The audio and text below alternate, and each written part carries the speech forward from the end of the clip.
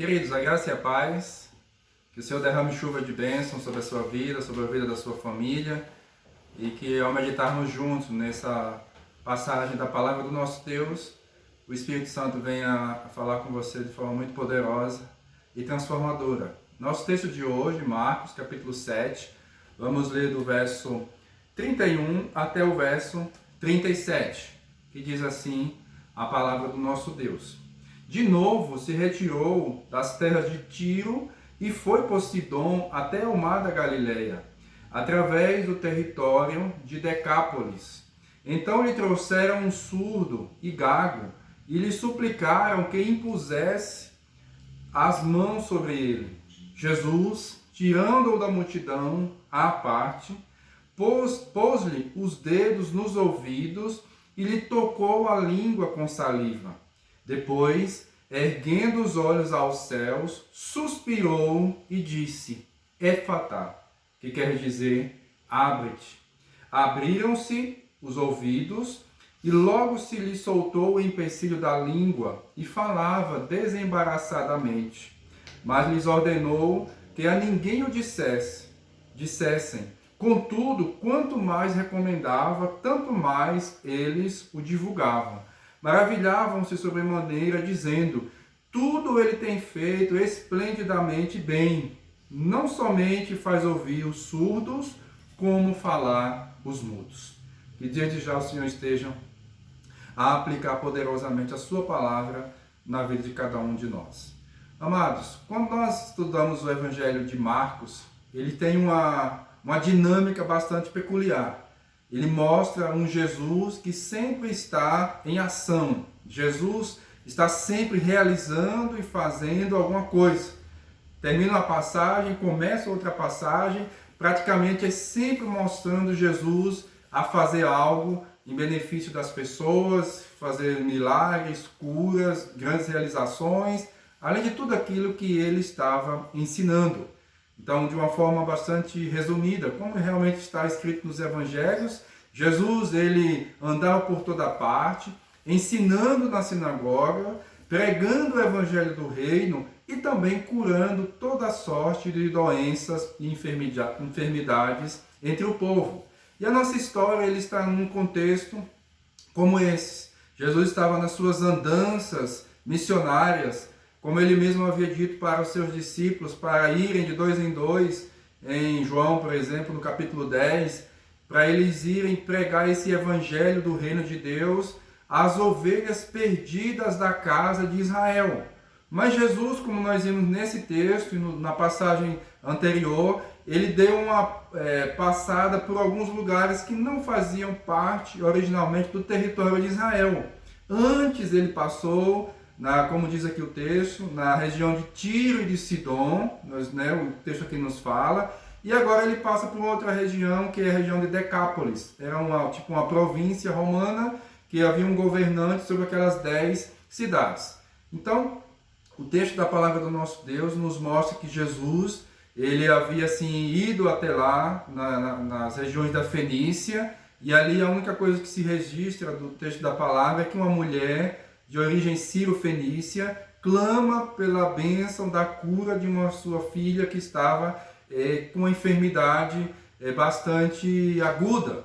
E agora a palavra do nosso Deus nos mostra que ao sair de Tiro e de Sidom, ele passa por essa região de Decápolis e ali as pessoas ali apresentam um homem. Esse homem ele era surdo e ao mesmo tempo ele era gago. Algumas versões dizem que ele tinha dificuldade para falar ou falava de uma forma embaraçada.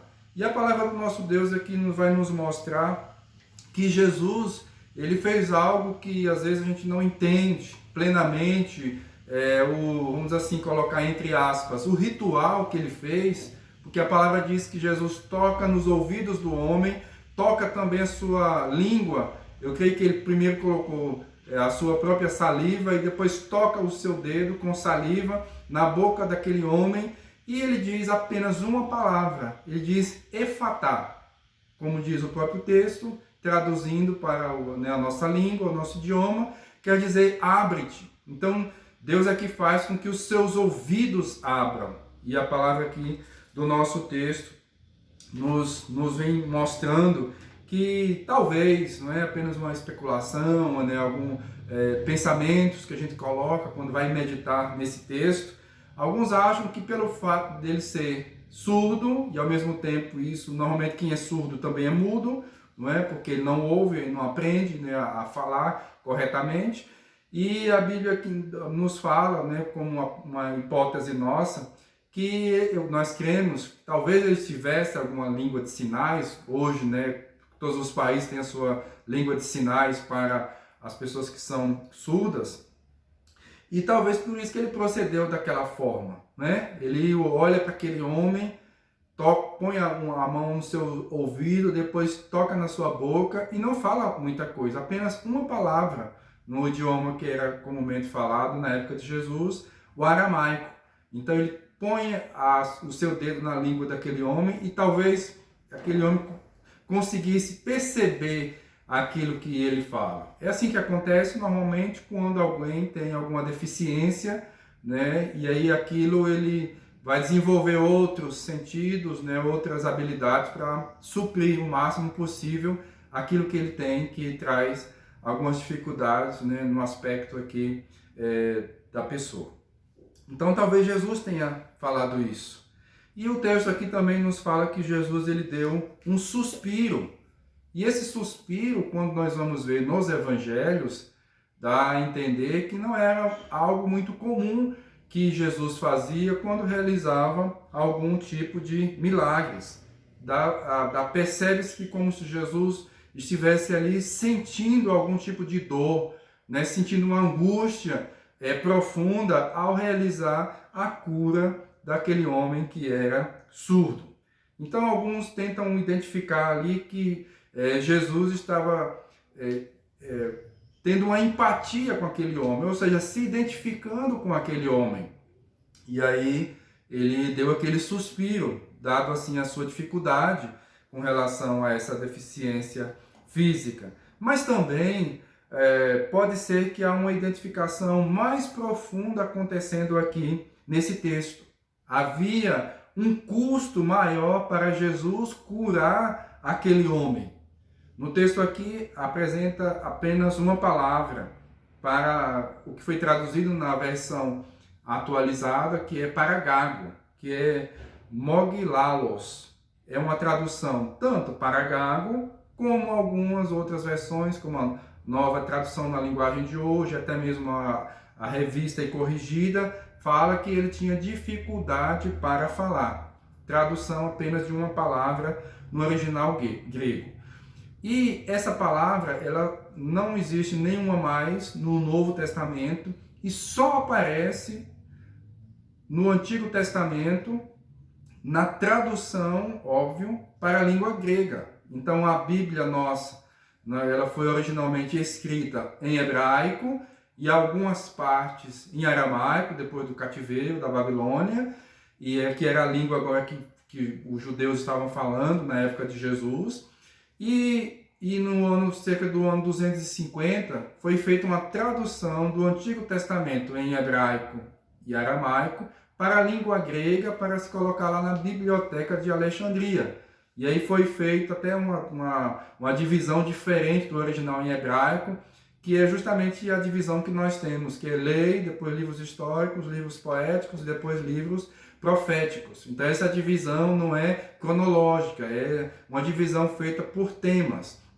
E no Antigo Testamento aparece, na tradução chamada de Septuaginta, que foram 70 homens que traduziram o Antigo Testamento para a língua grega, apenas uma vez aparece a mesma palavra aqui, que é mogilalos, e que se encontra lá no livro de Isaías, capítulo 35, no verso 6.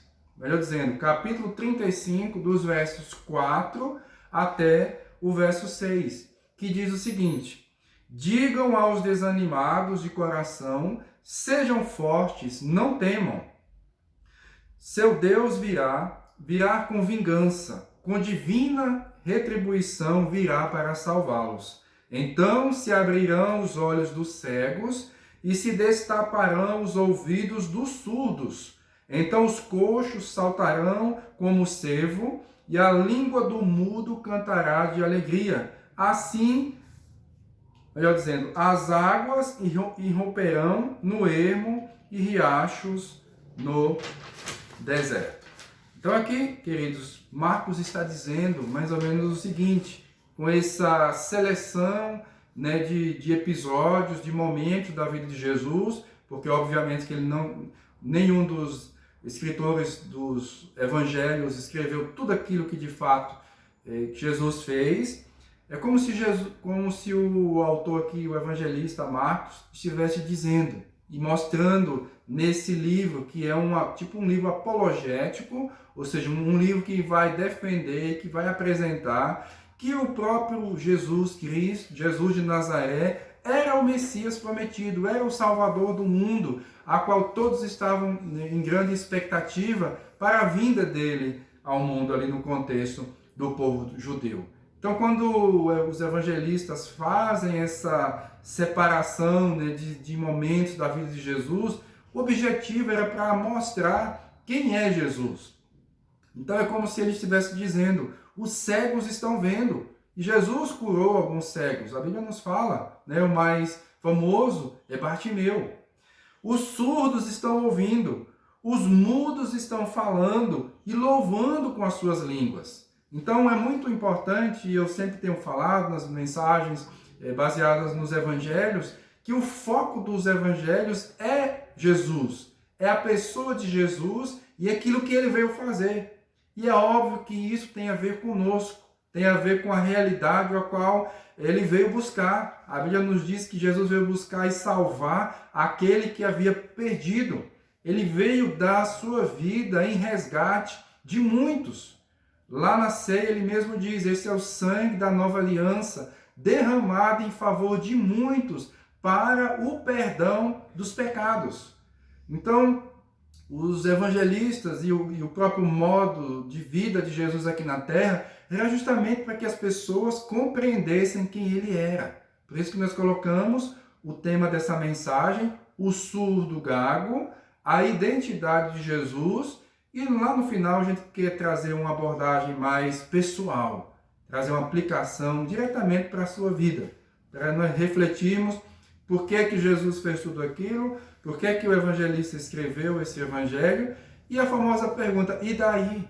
O que é que isso tem a ver com as nossas vidas hoje? Então, como nós podemos observar, tudo aquilo que estava sendo profetizado, né, não só nesse texto de Isaías, mas aqui também em Isaías 35, era para dizer o seguinte, Deus está no nosso meio. Ele é de fato o Emanuel. O significado da palavra Emanuel é esse, Deus está conosco. E Ele está conosco na pessoa do nosso Senhor e do Salvador, Jesus Cristo. E ainda há algo, amados, que nós podemos pensar quando lemos o texto lá de Isaías 35, lá fala que esse que viria, ele estaria vindo trazendo vingança. E aí nós, quando observamos a vida de Jesus, sempre nós vamos observar que ele mesmo falou que ele não veio para julgar, João capítulo 1, mas ele veio para salvar o perdido. Então o que estava acontecendo? Que vingança é essa que ele viria trazer? Na verdade, queridos, a vingança de Deus, ela se cumpriu na própria pessoa do Filho encarnado, quando ele veio aqui nesse mundo. Ou seja, nós todos temos uma dívida para com Deus. Todos nós somos pecadores, somos devedores. Por isso que na oração que Jesus nos ensinou, tem uma parte que fala, perdoa as nossas dívidas, perdoa as nossas dívidas. Nós devemos a Deus e a nossa dívida é infinita, ela é impagável do ponto de vista nosso. Não há obra nenhuma, nem se a gente tivesse o dinheiro do mundo inteiro e fizesse as caridades do que suprissem as necessidades das pessoas do mundo inteiro. Nenhuma dessas obras humanas seria capaz de nos salvar dos nossos pecados. Tal é a gravidade de cada pecado que cometemos com relação ao próprio Deus. Então a Bíblia, queridos, ele vai aqui nos mostrar que Deus mesmo fez pecado por nós. Na Páscoa, nós pregamos nesse texto. 2 Coríntios 5, 21. Aquele que não conheceu o pecado, Deus o fez pecado por nós, para que nele fôssemos feitos justiça de Deus. Então a nossa justiça não depende de nós, a nossa justiça só pode ser realizada na pessoa de Jesus. Por isso que desde a época de Paulo, da igreja primitiva, depois houve uma corrupção na Idade Média, e aí Deus levanta reformadores como Lutero, como Calvino, Zwinglio e tantos outros, né, que se espalharam pelo mundo, justamente para dizer que a justificação é unicamente pela fé. A salvação é pela fé. Então, nós precisamos estar refletindo naquilo que Jesus fez e qual é o significado mais profundo dos milagres que Jesus realizava aqui na Terra. De fato, Deus ele realiza milagres porque Ele é Deus. Ele é o Deus Todo-Poderoso. E Ele faz conforme a sua vontade. Se Ele quiser, Ele ressuscita mortos, cura das pessoas das mais terríveis enfermidades, enfermidades crônicas, enfermidades incuráveis. Deus, ele é Deus, Ele é poderoso para fazer. Mas naquele contexto, principalmente no contexto de Israel, além desse benefício, que até hoje serve para que as pessoas glorifiquem a Deus, através do nosso testemunho. Então isso aqui é muito importante. E partindo, amados, para a finalização, esse texto aqui e o texto da mulher Ciro-Fenícia nos mostra justamente o caminho que ele mesmo abre para que as pessoas possam se aproximar de Deus, que é através de Jesus. O próprio Jesus diz: eu sou o caminho, a verdade e a vida, ninguém vem ao Pai a não ser por mim. Não há outro caminho, não há outra obra, não há outra pessoa, não existem intermediários. Ele é o único mediador entre Deus e os homens. É o sangue de Jesus que nos leva até Deus. Hebreus, no capítulo 10, a partir do verso 19. É o novo e vivo caminho, o sangue de Jesus, o véu que nos separava de Deus é aberto através do sangue de Jesus, que foi isso que aconteceu quando ele morreu na famosa Sexta-feira da Paixão, às 3 horas, que ele dá o último suspiro. Houve um terremoto ali na região de Israel, de Jerusalém, e a Bíblia nos fala que o véu foi rasgado de alto a baixo. E isso, queridos, era um significado mais profundo de que agora nós podemos nos chegar até Deus, mas somente através de Jesus. Não existe outro meio de nos chegarmos até Deus. Então, essa história, queridos, é maravilhosa. A história da mulher Ciro-Fenícia não deve ser só observada, como a gente às vezes faz, pelo lado de uma mãe que intercede. A gente pode olhar por esse lado, né? Pode olhar pelo lado também da ação demoníaca, que aquela menina estava possessa de demônios. Então a gente pode analisar aquele texto pelo estudo, né, da demonologia, se assim pudermos falar, né, o termo técnico. Mas, acima de tudo, amados, a gente tem que ver por que Jesus saiu de Israel. Se ele mesmo havia dito que não era para os discípulos pregarem além do contexto de Israel e das ovelhas perdidas que estavam ali no meio do seu próprio povo. Então, Jesus, queridos, ele já vai mostrar um pouco da obra missionária, da obra da evangelização do mundo. De fato, os discípulos não deveriam ir antes de Jesus morrer, e antes de serem capacitados com a descida do Espírito Santo, com a vinda, com o batismo do Espírito, que aconteceria logo no Pentecostes seguinte à morte de Jesus. Mas a Bíblia aqui, queridos, vai nos mostrar que Jesus ele tanto foi lá na região da Fenícia, como também aqui na região de Decápolis, uma região que já havia expulsado Jesus. Jesus cura uma pessoa endemoniada, horrivelmente endemoniada, e ele até queria seguir Jesus depois que foi curado, depois que foi liberto dessa opressão demoníaca. E a Bíblia aqui nos fala que as pessoas expulsaram Jesus por causa do prejuízo dos porcos que foram mortos, porque os demônios foram lançados nos porcos e os porcos se precipitaram no mar e morreram. Então eles expulsaram Jesus, mas mesmo assim Jesus foi até lá, aquela região de Gadara, que fazia parte da região de Decápolis.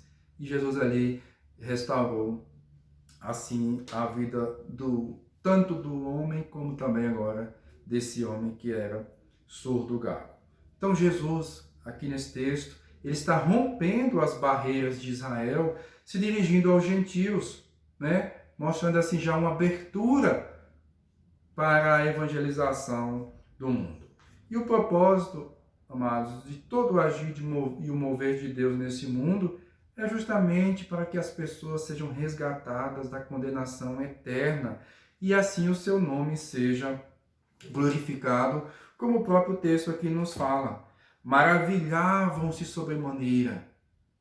Então, o milagre ele sempre vai ter um propósito de glorificar a Deus, para que as pessoas vejam que há um Deus nos céus e há um Deus que intervém, e o Deus da Bíblia é o Deus que intervém, é o Deus que age e está agindo poderosamente para cumprir os seus propósitos aqui na terra. Então as pessoas estavam maravilhadas, sobremaneira maravilhadas, dizendo: tudo ele tem feito esplendidamente bem, não somente faz ouvir os surdos, como falar os mudos.